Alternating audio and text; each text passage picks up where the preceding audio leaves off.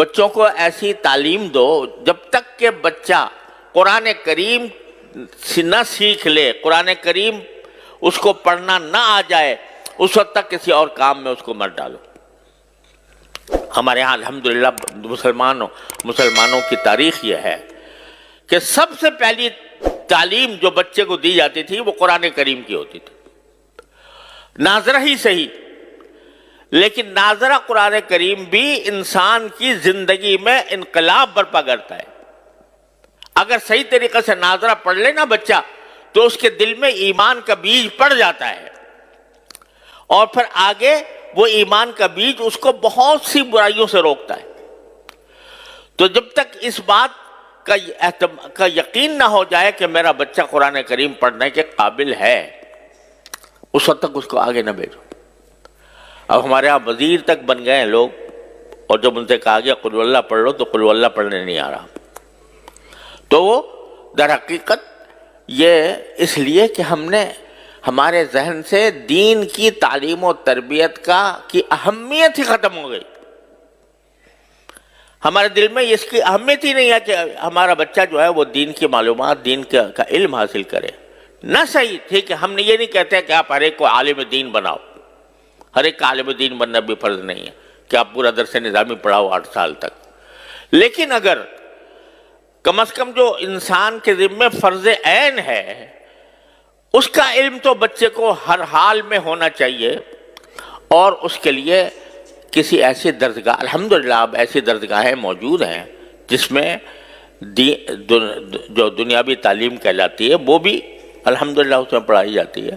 اور اس کے ساتھ ساتھ اس کو مسلمان بنانے کی بھی فکر ہوتی ہے، اس کو دینی معلومات بھی فراہم کی جاتی ہے۔ ایسی درسگاہوں کے اندر اس کو بھیجو۔ جب تم خود ایسے درسگاہوں میں بھیج دو گے جہاں پر الحاد اور بے دینی کا چرچا ہے تو پھر وہ اس کی ذمہ داری تمہارے اوپر عائد ہوتی ہے کہ تم نے ایسی جگہ بھیجا کیوں۔ اور دوسری بات یہ کہ اگر فرض کرو کہ کوئی بچہ آپ نے کسی درسگاہ میں بھیجا، کسی اسکول میں بھیجا، وہاں پر دین کی معلومات اس کو حاصل نہیں ہو رہی، دین کا علم اس کو حاصل نہیں ہو رہا، تو کم از کم اتنا تو کر لو کہ اپنے گھروں کے اندر تھوڑا سا وقت اپنے بچوں کے ساتھ ایسا نکالو جس میں کچھ دین کی معلومات بچوں کو فراہم کی جائیں۔ کم از کم سیرت طیبہ، نبی کریم سرور دو عالم صلی اللہ علیہ وسلم کی سیرت طیبہ سب مل کر گھر والے بیٹھ کر تھوڑا سا وقت نکال کر اس میں پڑھیں۔ اس سیرت طیبہ میں نبی کریم صلی اللہ علیہ وسلم کے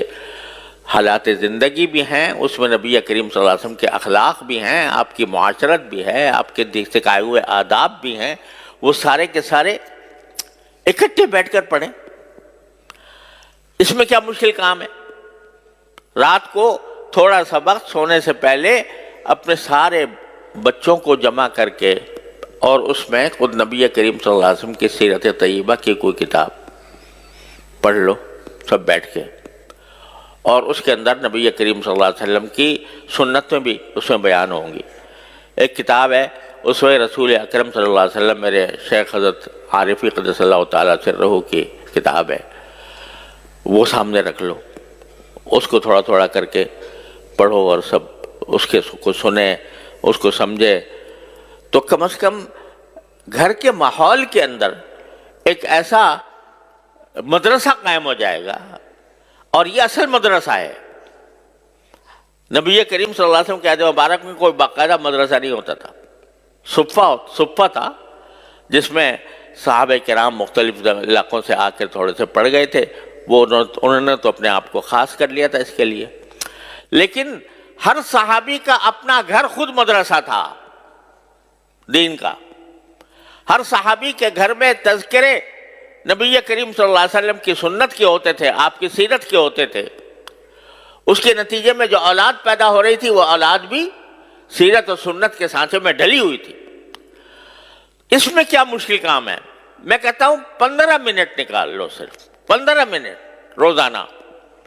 اور اس میں نبی کریم سرور دو عالم صلی اللہ علیہ وسلم کی سیرت طیبہ پر مشتمل کوئی کتاب پڑھی جائے، اور پڑھ کر بچوں کو اس کا اس کا علم دیا جائے سیرت طیبہ کا، اور پھر سیرت طیبہ کے ساتھ جو بنیادی ضروریات ہیں دین کی، وضو کے احکام، نماز کے احکام وغیرہ وغیرہ، اور اخلاق، آداب، کس چیز کا کیا ادب ہے، کھانے کا کیا ادب ہے، سونے کا کیا ادب ہے، بازار جانے کا کیا ادب ہے، خرید و فروخت کا کیا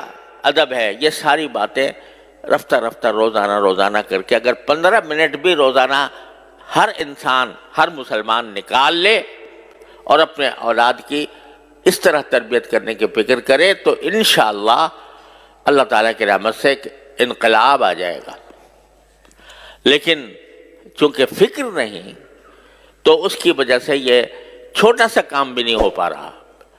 اور قرآن اسی کی طرف متوجہ کر رہا ہے کہ تم ساری دنیا کے اوپر تنقید کرتے ہو کہ فلاں جگہ یہ ہو رہا ہے، فلاں جگہ یہ ہو رہا ہے، سیاسی ماحول کے اندر بے چینی ہے، اضطراب ہے، انتشار ہے، لڑائیاں ہیں، جھگڑے ہیں، تنازعات ہیں، ان سب کی شکایت تو کرتے ہو، لیکن خود اپنی طرف متوجہ ہو کر نہیں دیکھتے کہ تمہارے ہاں کیا کمی ہے۔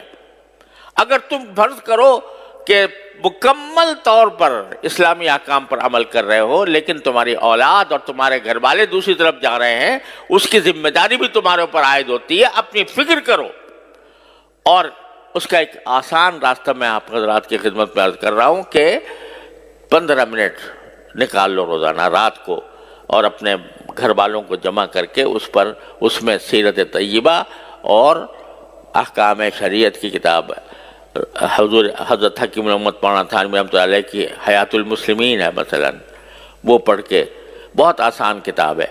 آسانی کے ساتھ پڑھی جا سکتی ہے، وہ پڑھ کے سب کے سامنے پڑھی جائے تو انشاءاللہ اس سے ایک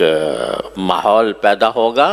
اور اصلاح کی طرف ایک پیش قدمی ہوگی۔ اللہ تبارک و تعالیٰ اپنے فضل و کرم سے ہم سب کو اس کی توفیق عطا فرمائے۔ وآخر دعوانا الحمدللہ رب العالمین۔